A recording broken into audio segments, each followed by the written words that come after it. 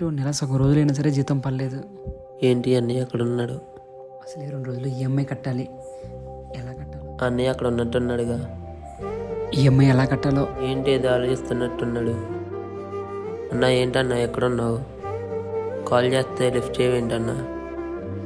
ఏమైందన్నా అట్టున్నావు? ఏం చెప్పాలరా కిట్టు, డబ్బులు చాలా అవసరంగా ఉన్నాయిరా. అది కిట్టు నీకు ఫోన్ తాకట్టు పెట్టలేవని తెలుసా? నీకు డబ్బులతో అంత ఏం అవసరం వచ్చిందన్నా? డబ్బులతో ఏం అవసరం ఏంట్రా కిట్టు, నెల స్టార్ట్ అవుతుంటే భయం వేస్తుందిరా. ఈఎంఐలు గోల ఏంటో ఈ బతుకులు. వచ్చిన శాలరీ ఏమో ఇంట్లో ఖర్చులు సరిపోవట్లేదు, నెల స్టార్ట్ అవ్వగానే ఈఎంఐలకు సరిపోవట్లేదు. ఎలా బతకాలో అర్థం కావట్లేదు కిట్టు. ఏం చేయాలో అర్థం కావట్లా. చెప్పరా కిట్టు, ఫోన్ తాకట్టు పెట్టాలి ఎవరిని ఉంటే. ఏంటన్నా అలా అంటావు? మంచి జాబే చేస్తున్నావుగా, శాలరీ కూడా మంచిగానే వచ్చిందిగా. జాబా?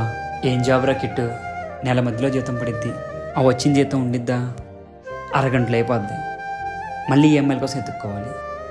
కిట్టు నీకు చెప్పనా, మనం పుడితే కనుక ఉన్నోడికైనా పుట్టాలి, లేదంటే లేనోడికైనా పుట్టాలి. ఇలా మనం మిడిల్ క్లాస్లో పుట్టామనుకో మనకు అన్ని కష్టాలేరా.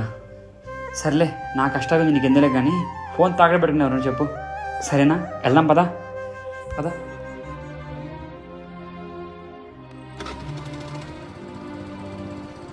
ప్రస్తుతం ఇప్పుడున్న సమాజంలో మనకు వచ్చే జీతం కంటే మన ఖర్చులే ఎక్కువయ్యాయి.